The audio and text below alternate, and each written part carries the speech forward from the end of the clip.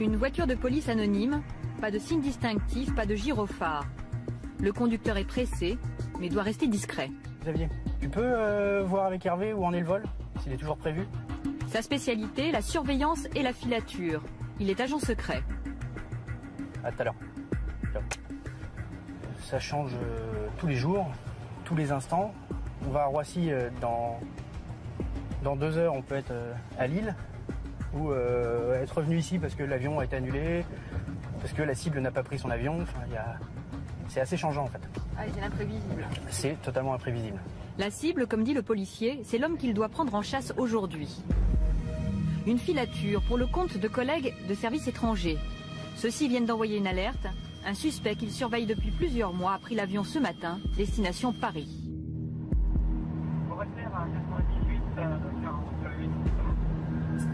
Pour tout connaître de ses déplacements, ils ont demandé le soutien des services français. Nous, sur ce type de dossier, on a quand même peu de connaissances du dossier. Là, pour l'instant, on n'a qu'une tenue vestimentaire très approximative.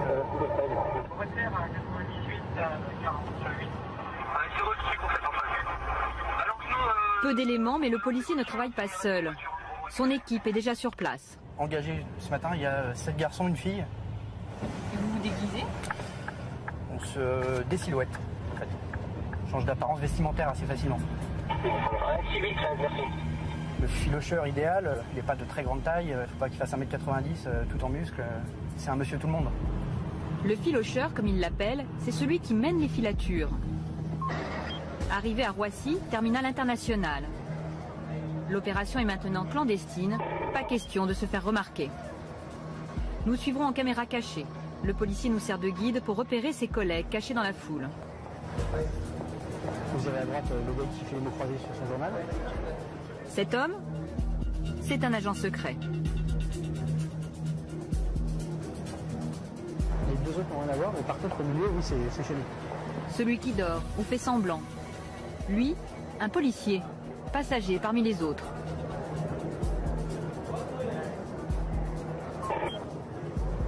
Enfin, ce couple d'amoureux qui boit un café tranquillement. Eux aussi, des agents secrets. Tous sont déjà en place, au cas où le passager serait attendu. Un proche qui pourrait donner l'alerte. À partir de maintenant, l'attente commence. Elle peut durer des heures.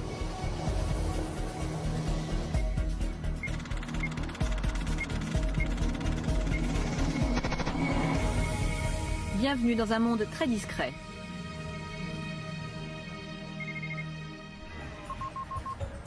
La direction du renseignement, c'est juste un immeuble anonyme. Seul indice, les plantons à l'entrée. Et pourtant, la sécurité se veut maximum. Il y a un peu plus d'1 an, le bâtiment a échappé à un attentat à la voiture piégée. Déjoué in extremis. Le ministère de l'Intérieur nous a entrouvert la porte de son service de renseignement. Une première, mais sous contrôle. La plupart des visages resteront masqués. Quant à la parole, les informations, elles seront délivrées au compte-gouttes.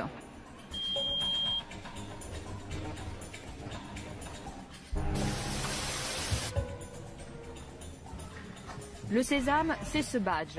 Sans lui, aucune porte ne s'ouvre. Et il y en a beaucoup. Pas question qu'ils nous perdent de vue. Tout le monde ici est pisté. La direction de la surveillance du territoire, les renseignements généraux n'existent plus. Tous sont regroupés maintenant dans un même service baptisé la DCRI, la Direction centrale du renseignement intérieur. Voilà, hein, donc vous avez là certains dossiers qui ont fait vivre la DST et puis maintenant la DCRI. Voilà. C'est quel type de dossier? C'est des... Bon, ce sont des dossiers sur les grosses affaires du contre-terrorisme. Hein, voilà. Notre guide est le responsable de la lutte antiterroriste. Ça, c'est pareil, mais ça, ce sont les dossiers actuels. C'est pas très rempli, hein, quand même. Non, vous voyez, parce que le reste est là. Car tous les soirs, le bureau doit rester vide. Donc tous les soirs, ce que vous voyez sous mon bureau rentre dans cette armoire. C'est quoi, c'est une règle? Comment ça? Ah, mais bien sûr, c'est une règle, c'est vrai pour tout le monde. Est-ce que chacun sait ce que fait l'autre? Non. Non, non. C'est moyen pour l'ambiance, non? Ah, pas du tout, non. Pourquoi? Au contraire. Il y a des machines à café? Il y a des machines à café, par-ci par-là, oui, on en trouve, mais les gens se parlent, hein. Mais ils n'ont pas besoin d'évoquer les affaires qu'ils traitent. Des affaires si confidentielles que même les proches sont tenus à l'écart. Et quand leurs questions sont trop indiscrètes, à chacun sa technique pour les déjouer. Lorsqu'on me demande vraiment des informations sur un dossier, je me contente de ce qui est sorti dans la presse. Et je prends les articles du Monde par exemple, et voilà, comme ils ne lisent pas le Monde, voilà. Ça fait, ils ont l'impression que c'est une information.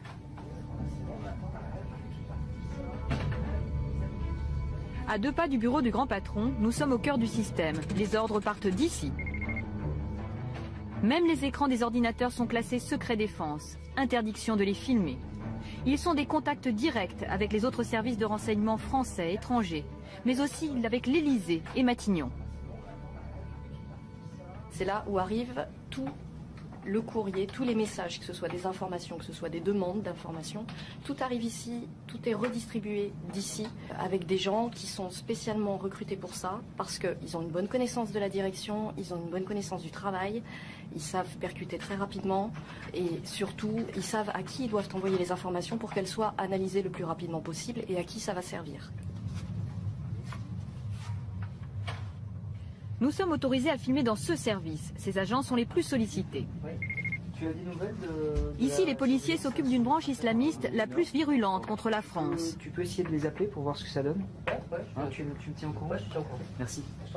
Nous, notre mission, c'est de déjouer un attentat avant qu'il soit commis. Démanteler un groupe, neutraliser d'une manière ou d'une autre des individus qui seraient prêts à fomenter un attentat. Donc on ne peut strictement rien laisser au hasard. C'est impossible. Des menaces contre la France, il en reçoit une dizaine par jour. Dans sa main, l'une d'elles.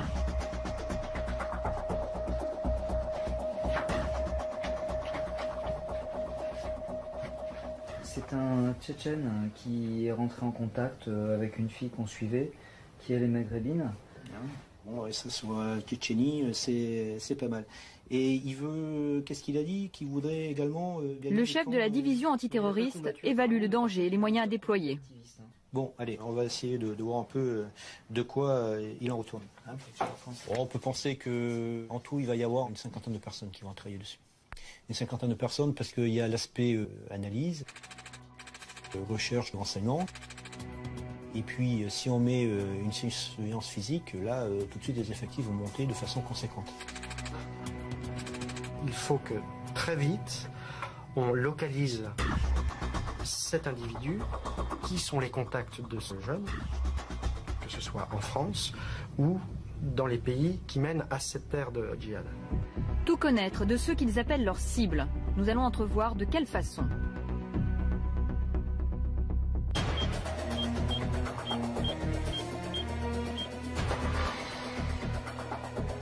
Posées quelque part en France, leurs espionnes les plus indiscrètes. En principe, seuls les policiers spécialement accrédités peuvent accéder ici. Interdiction de filmer alentour. D'ailleurs, nous sommes tenus de garder l'endroit secret. C'est ici que les policiers tentent de pister les terroristes jusqu'au bout du monde. Et cela se fait par les airs. La plupart des conversations peuvent être interceptées grâce à un satellite braqué vers la Terre, vers une zone désignée par les policiers. Comme un aspirateur, il avale tout.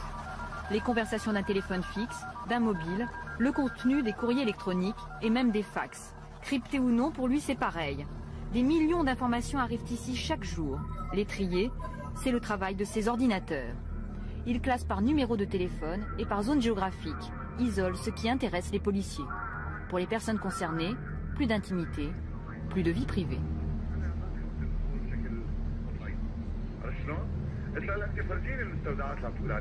Ces agents ne s'occupent que des écoutes téléphoniques dans les pays du Maghreb et du Proche-Orient.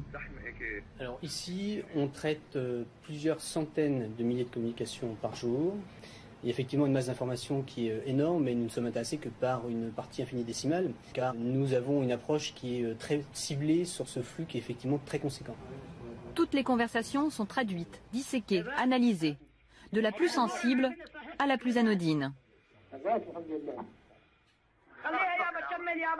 Disputes de famille,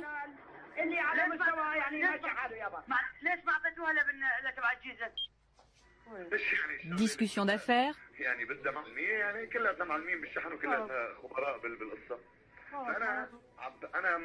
et parfois des propos plus intimes encore.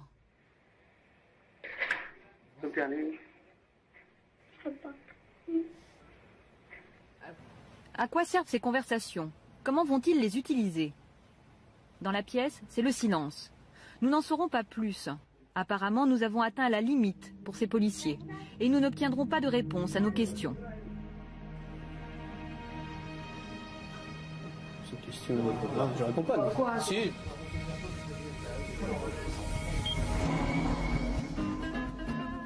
Récolter toutes ces informations, aussi intimes soient-elles, c'est stratégique, selon le service de renseignement.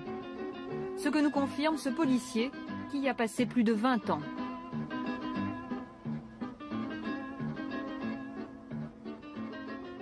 Lorsqu'une personne est, j'allais dire, fait l'objet d'une enquête, elle a plus de vie privée, parce que sa vie privée se confond avec sa vie de délinquant. Donc, si vous voulez, lorsqu'elle a donné des rendez-vous avec des complices, c'est plus sa vie privée. Lorsqu'elle demande à quelqu'un de lui apporter du matériel, s'il n'est pas prudent au téléphone, de lui dire tu vas m'acheter du nitrate, tu vas m'acheter des montres pour des systèmes de mise à feu, c'est plus sa vie privée, ça. Si vous voulez, c'est sa vie d'homme qui est engagé dans une activité terroriste. Et ça, pour vous, ça lui justifie le fait de ramasser autant de renseignements aussi privés, aussi divers? Mais si vous voulez, quand vous faites une écoute téléphonique, vous ne pouvez pas demander à la personne, lorsqu'elle appelle, de dire bon, ça c'est ma vie privée, hein, j'ai rendez-vous, je vais chercher mes enfants à la crèche, ça c'est ma vie privée, et en même temps faire la différence en disant bon, maintenant j'ai rendez-vous avec 2 complices pour préparer un attentat. Tout se mélange, et donc il y a des parties qui ne présentent aucun intérêt. Pour pas pression? Mais quelle pression de dire qu'il a sa famille? Non, aucun. Une maîtresse? Une maîtresse, vous savez, les gens maintenant, on en rigole. On en rigole d'avoir une maîtresse. Et pourtant, ces informations privées sont utilisées. Beaucoup enrichissent le fichier antiterroriste. Il s'appelle Christina. À l'intérieur, près de 3 millions de noms. Des personnes soupçonnées d'atteinte à la sécurité de l'État en France et à l'étranger, mais aussi leurs proches et leurs relations. Christina est née il y a 1 an de la fusion de 2 bases de données, celle des renseignements généraux et de la DST. Comme ses prédécesseurs, ce fichier ne peut être contrôlé qu'après une procédure spéciale. C'est quelque chose qui est totalement légal, déclaré, ça voit le jour. Alors évidemment, tout ce qui est à l'intérieur, ce sont des informations classifiées, donc évidemment, c'est la raison pour laquelle il est destiné à l'usage exclusif de la DCRI. Au bout d'un moment, ce fichier devient une grande mémoire commune. Donc évidemment, on ne les intègre pas au regard ni de leur nationalité, ni de leur religion, ni de quoi que ce soit, mais par contre au regard des individus qui sont impliqués dans des activités terroristes ou qui sont susceptibles de l'être. Donc là, on va démarrer une enquête. La première chose qu'on va faire, c'est qu'on va regarder si cette personne est connue de nos fichiers, soit lui, soit des gens de son entourage. Nous avons obtenu une démonstration de ses capacités. L'analyste entre le nom d'un homme présenté comme un islamiste radical. La machine cherche parmi des millions de données. Elle fait ses recoupements et finalement trouve. Sa fiche apparaît, à l'intérieur des éléments très précis sur sa vie privée et professionnelle. Là, je sais où il habite, je connais son environnement familial, hein, qui a priori est stable. Alors, je peux voir par exemple s'il a des frères et sœurs. Son père a cherché du travail dans la sécurité. Je sais que par exemple, il a assisté aux commémorations de la déportation du peuple tchétchène, donc le 23 février. Et de là, on peut détecter certains profils potentiels pour le djihad, puisqu'on a généralement affaire à des jeunes désocialisés, qui n'ont plus de repères, qui sont à cheval entre 2 cultures, qui n'ont en général connu que la guerre. C'est pas un peu Big Brother tout ça? Non, on travaille sur des gens qui sont des extrémistes, qui sont potentiellement violents. Ce sont des surveillances. Il n'y a rien d'attentatoire. On n'est pas, il n'y a pas de coercition, il n'y a rien. On s'assure qu'il n'y a pas quelque chose de dangereux. Une surveillance invisible et sans conséquence selon les policiers. Mais une fois dans leur collimateur, ils ne vous lâchent plus. Arrivée de l'individu, tenue vestimentaire, veste kaki, pantalon noir, basket noir. Et en dessous, il a un pull noir. C'est reçu? Oui. Retour à Roissy. Reçu à 88 et... Les policiers sont prêts à filer leurs suspects. Des agents toujours incognito dans la foule. Ils se frôlent sans se regarder. Il est posé là.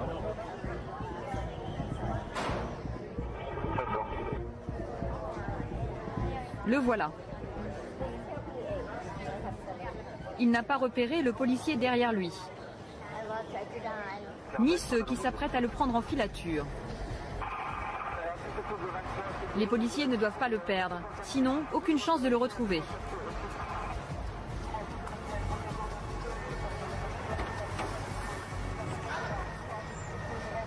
L'homme monte dans un taxi. 150 km/h au compteur, la routine. Slalom entre les voitures jusqu'à Paris.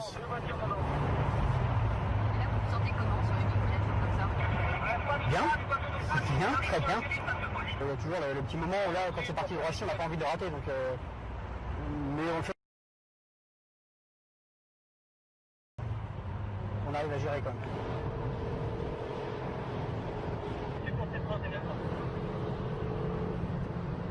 Voilà. Tu as mis pas sur le pont. Ouais, ça rentre sur la Paris, ça rentre sur Paris. Ouais, 33, il reste, on est derrière toi. 2 de 52, ça va se poser, ça se pose face de Clichy au niveau du café brasserie Weppler. Le client descend, le client descend. C'est déjà vidéo effectuée. Ouais, c'est pris. Ça veut dire qu'ils ont fait une image du client. Ouais. Une première photo immédiatement envoyée au service. D'autres suivront. Ces surveillances peuvent durer des semaines, des mois même, de jour comme de nuit. Les policiers ne peuvent pas rester 24 heures sur 24 à ces trousses. Ils passent donc le relais aux hommes de l'atelier. Ce jour-là, les techniciens transforment une bouteille de liqueur en caméra espionne. Batterie. Le trou dans la bouteille se trouve là. Poubelle. Borne incendie. Et même panneaux de travaux. Des mini-caméras qui filment en toute discrétion. Ces hommes, par exemple, sur ces images qui nous ont été fournies par des policiers. Soupçonnés d'appartenir à un groupe terroriste, ils ne se sont doutés de rien jusqu'à leur arrestation. Tout est bon pour le camouflage et c'est du sur-mesure. C'est une vraie souche d'armes en fait, qu'on a complètement évidée. Là vous avez l'objectif de la caméra qui se trouve ici, pour dire la cible vient de sortir de chez elle par exemple, et donc les équipes de filature qui se trouvent le plus loin possible de l'objectif vont pouvoir enquiller sur la filature du véhicule. Pour garder le secret, les hommes de l'atelier ne nous montreront qu'une partie de leur technologie toujours plus sophistiquée.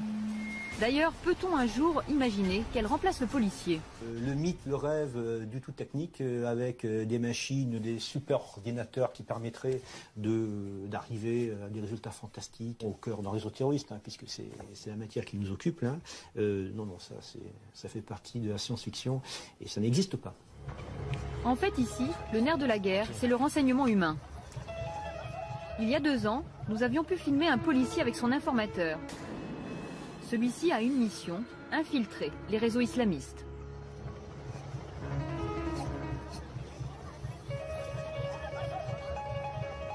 Ils doivent en être assez près, concrètement, pour pouvoir avoir des accès et être en ceci intéressants pour notre service, mais ils doivent en être assez éloignés au plan de la psychologie ou de la philosophie pour pouvoir dire non, ceci n'est pas mon islam. Cet homme est un officier traitant. Il recrute et gère ce que l'on nomme communément des indiques. Mais ici, on les appelle des sources. Alors je vais intervertir des puces, tout bêtement. Chaque contact fait l'objet d'une procédure précise. Mais pourquoi? Pour pouvoir ne pas avoir le même boîtier que j'ai déjà utilisé avec cette personne que j'appelle et me donner la possibilité d'avoir 2 boîtiers différents, dont un qui n'a jamais servi. Un simple téléphone peut devenir une arme pour l'adversaire. Alors le policier n'a pas un portable, mais des dizaines. Un par source, un par affaire. Pas un peu paranoïaque, tout ça? C'est tout à fait, on assume parfaitement la paranoïa parce qu'ici, on protège des gens. Pas uniquement le côté, on a la protection, on protège la France, etc. Ici, on protège des gens, des vrais gens, qui sont dans un boulot dangereux, qui risquent parfois leur vie, et on essaye juste de ne pas les perdre.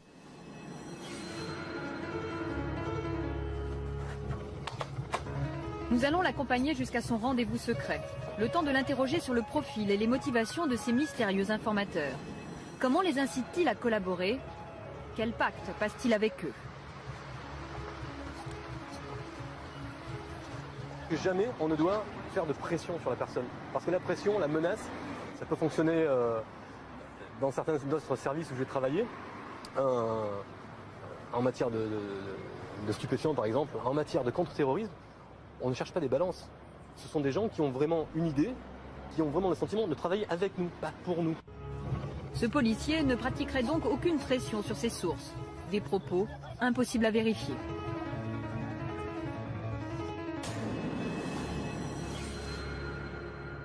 Alors qu'est-ce que vous attendez de vos agents? Qu'ils s'infiltrent réellement dans des réseaux.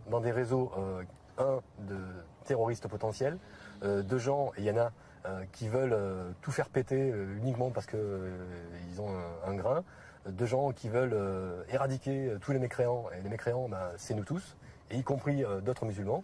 Est-ce que vous avez dû exfiltrer des sources en urgence parce que tout à coup vous vous rendiez compte qu'elles étaient démasquées? Oui, c'est arrivé, et grâce à l'intervention d'un pays ami, on a pu faire sortir la source au moment le moins pire. Et qu'est-ce qu'elle risquait? De servir de bête sacrificielle.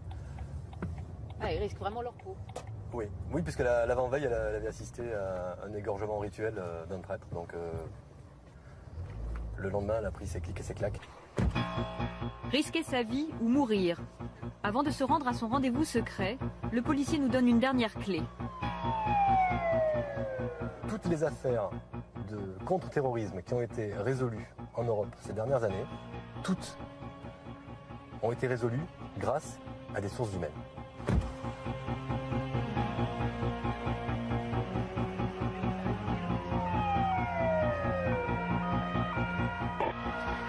Une cellule islamiste, le groupe salafiste pour la prédication et le combat. Pour avoir été identifié comme proche du GIA, le groupe islamique armé, le bilan des 2 perquisitions évoque bien la piste d'un attentat. Depuis des années, la France traque les réseaux islamistes. Ces responsables sont soupçonnés d'avoir recruté des candidats français pour le djihad. Comme le révèle ce matin Libération, il aura fallu 7 ans d'enquête avant de clore le dossier.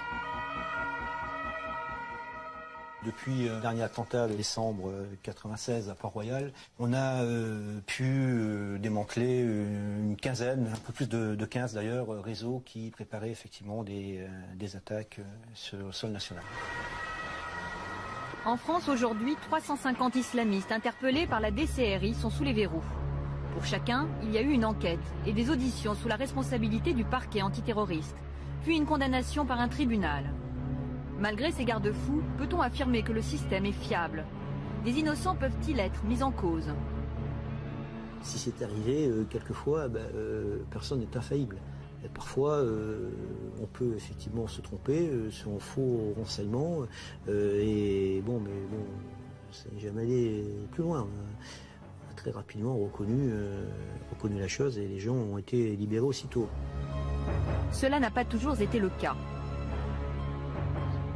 Il y a 10 ans, c'était le procès Chalabi, ou l'histoire d'un dérapage.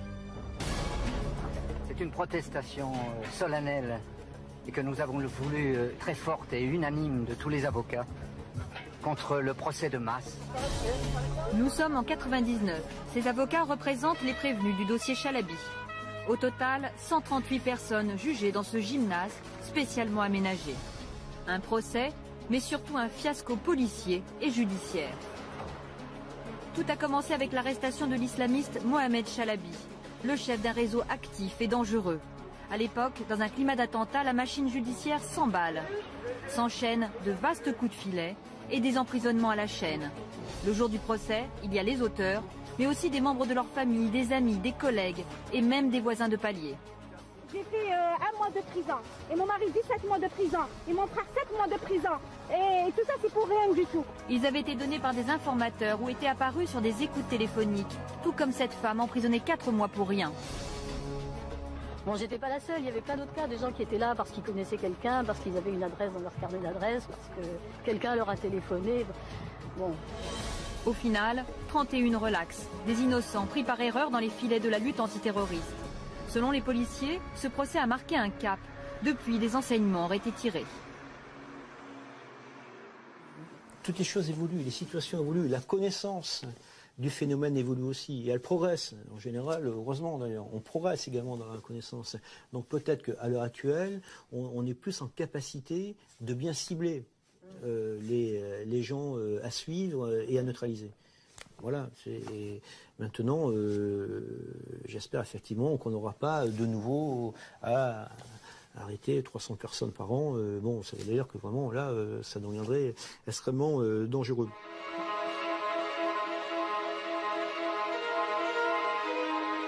La DCRI est aujourd'hui présentée comme un service de renseignement spécialisé. Selon son patron Bernard Scarsini, sa mission est la protection de l'intégrité de l'État, de ses intérêts. Mais enquête-t-il toujours sur les affaires dites sensibles? Non mais la vie privée des gens ne m'intéresse plus. Je crois que vous vous méprenez. Il y a eu une évolution de nos missions et tout le reste qui correspondait d'une part à une autre époque, où effectivement il y avait un lien entre le politique et l'aspect renseignement également d'ordre politique, effectivement permettait de laisser diligenter un style d'enquête de ce genre. Aujourd'hui, tout ceci a volé en éclats. L'affichage est clair. La réalité peut être beaucoup plus complexe. Difficile, en effet, d'imaginer qu'un pouvoir politique n'ait aucun dossier sur les affaires privées de ses adversaires. Bonsoir, monsieur.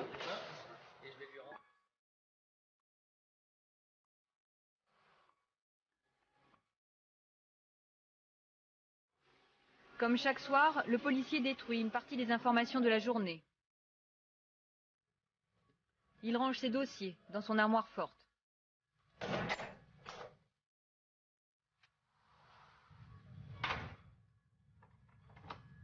Comme la plupart de ceux que nous avons suivis durant le tournage, c'était la première fois qu'une caméra entrait dans son quotidien discret. Pas un quotidien à la James Bond, mais plutôt un monde de fourmis laborieuses, où la moindre victoire, le moindre échec, sont de toutes les façons voués à rester dans l'ombre.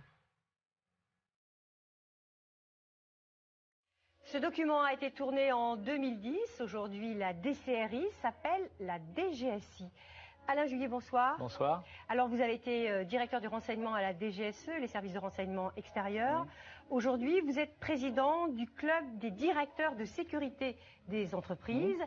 Alors, l'actualité vient de nous rappeler la difficulté des services de renseignement. Oui. Le suspect en cause dans cette tentative d'attentat était fiché, mais son arrestation relève du hasard. Alors, est-ce que l'on peut dire aujourd'hui que Sid Ahmed Glam est passé à travers les mailles du filet ?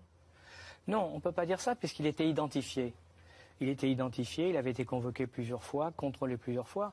Le problème que ce genre d'individu pose, c'est que quand ils ont un comportement, je dirais, normal pendant un certain temps, on ne va pas mobiliser sur lui des moyens importants puisqu'il a un comportement à peu près normal. Et il a été convoqué mais pas empêché de nuire. Oui, c'est ça, mais parce qu'à l'époque, il semblait assez calme. Ça semblait être un djihadiste calme, si vous voulez.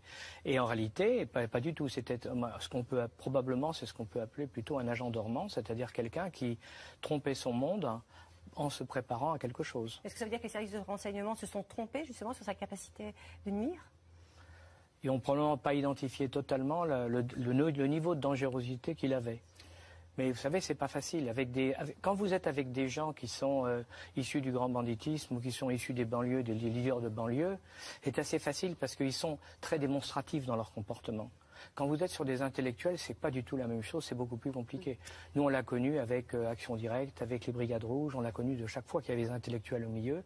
C'est beaucoup plus difficile à gérer parce que ces gens-là sont intelligents et sont capables de dissimuler beaucoup plus que d'autres. Alors Alain Juillet, une nouvelle loi sur le renseignement est en discussion en ce moment. Si elle est votée, elle permettra de pratiquer des écoutes plus intrusives qu'auparavant. Oui. Par exemple, poser des micros dans une voiture, dans un appartement, sans l'aval d'un juge. Alors est-ce que vous pensez que ces nouvelles mesures vont améliorer la lutte antiterroriste ? Je crois qu'il n'y a aucun doute là-dessus, si vous voulez. Alors on peut parler bien sûr de cette loi en disant qu'elle est restrictive de certaines libertés, qu'il y a peut-être certaines parties qui ne sont pas tout à fait bien écrites, mais sur le fond, il faut dire la vérité, c'est une nécessité absolue. Il faut que nos concitoyens comprennent que nous sommes dans une espèce de guerre, une guerre qui ne peut pas, on ne veut pas donner le nom de guerre, mais c'est une réalité dans laquelle nous avons des gens qui sont là pour déstabiliser, pour faire peur, pour déstabiliser le pays, pour retourner les gens et les convaincre que le califat et donc l'islamisme salafiste est la solution la meilleure. Et à partir de ce moment-là, il faut qu'on puisse employer les moyens nécessaires pour les identifier et les mettre hors d'état de nuire. Parce que s'opposer aujourd'hui en disant moi je ne veux pas, par exemple, je ne veux pas qu'on mette des micros, là. Ok. Et quand il y a un attentat, qui prend la responsabilité? Ceux qui sont opposés maintenant? Alors que nous savons, nous, que si on peut placer par exemple un micro sur quelqu'un qui est identifié, parce qu'il y a des règles, on ne se fait pas comme ça, quelqu'un qui est identifié comme dangereux, ben on va peut-être pouvoir détecter avant la chose. On ne peut pas toujours reposer sur un hasard comme celui qui vient de se passer, où le gars se tire une balle dans la jambe, parce que ça c'est un coup de chance. Sinon, l'attentat, il aurait eu lieu. Hein. Alors justement, pour revenir à cet attentat évité, là, concernant le profil du suspect de Sid Ahmed Glam, on sait ce soir que c'était un bon étudiant de 2011 à 2013 dans une école informatique parisienne, que depuis il avait arrêté ses études, qu'il avait donc été convoqué à 2 reprises à la DGSI. Est-ce que son profil vous surprend ? Non, parce que si vous voulez, dans les mouvements terroristes, c'est-à-dire tous les mouvements terroristes, il n'y a pas que celui-là. Dans tous les mouvements terroristes, vous avez toujours 2 types de gens. Vous avez des intellectuels.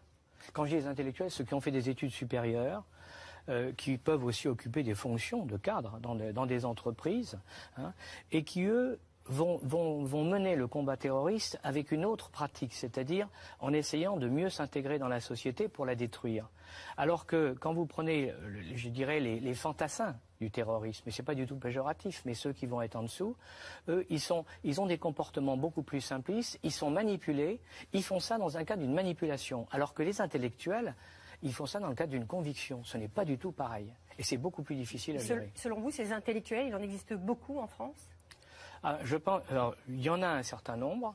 Il y en a un certain nombre qui sont plus ou moins identifiés. Combien ? Je n'ai pas les chiffres, hein, je ne peux pas vous dire parce que c'est compliqué. Mais ce qui est certain, c'est que ces intellectuels qui existent hein, et qui sont capables sur le Coran, par exemple, de vous répondre certainement beaucoup mieux que le font la plupart des terroristes dont on a pu parler jusqu'à maintenant. Mais ces intellectuels, c'est aussi des gens qui, pour certains, ont été faire le djihad, ont été identifiés au djihad comme des combattants formidables, parce qu'il y en a, et qui ensuite ont été conditionnés pour revenir comme agents dormants, avec l'autorisation de se comporter comme un occidental, c'est-à-dire sans barbe, sans djellaba, sans aller à la mosquée, en buvant de l'alcool, jusqu'au moment où ils reçoivent l'ordre d'attaquer. Ils passent à l'action. Alors selon vous, Alain Juillet, quel est le danger que redoutent le plus les services de renseignement aujourd'hui ? Je crois que les services de renseignement, leur travail, c'est de faire du renseignement, si vous voulez. Donc, ce qu'ils redoutent le plus, c'est de ne pas avoir les moyens suffisants pour pouvoir le faire. Infiltrer un réseau djihadiste ou le surveiller, si vous voulez, contrôler tous ceux qu'on a identifiés, que le ministre de l'Intérieur ou le Premier ministre ont décrit, ont donné en chiffres. Pour arriver à les surveiller à peu près, il faut des moyens. Mais pas seulement des moyens humains, il faut aussi des moyens techniques. Et c'est ça dont on a besoin. Un service de renseignement, s'il n'a pas les moyens nécessaires pour faire son travail, ben, il est aveugle. Hein. Est-ce qu'il les a aujourd'hui, ces moyens ? Je pense qu'il va les avoir avec la loi. Pour le moment, si jamais cette loi est votée, donc fin juin. Ah oui, il est certain que si cette loi est votée, ils auront les moyens. Avant, ils avaient certains de ces moyens, mais non officiellement ou de manière beaucoup moins claire. Donc c'était pas bon. Parce que ce sont des fonctionnaires, et les hauts fonctionnaires ou les fonctionnaires, ils doivent respecter la loi, ils doivent respecter les règles. Donc pour qu'ils puissent travailler bien, il faut qu'ils soient dans un cadre légal. Ça, c'est clair et net. Or, on n'était pas jusqu'à maintenant. La meilleure preuve, c'est que, regardez, dans ce texte, ça n'a rien à voir, et pourtant ça a beaucoup à voir. On commence à dire dans ce texte, par exemple, qu'en aucun cas on doit donner les noms des agents de renseignement. Bon, c'est très important parce que ce que personne ne se rendait compte, c'est que si vous donnez le nom d'un agent, toute sa famille est mise en danger face aux terroristes. Merci beaucoup. Merci Alain Juillet. Merci Alain Juillet pour ces explications. Et merci à vous tous de nous avoir accompagnés tout au long de cette émission spéciale. Vous pouvez nous retrouver sur france2.fr pour nous faire partager vos commentaires et vos réflexions. Rendez-vous jeudi prochain pour un nouveau numéro d'Envoyé spécial. Et dès samedi, ne ratez pas un rendez-vous exceptionnel à 14h dans Mon Envoyé.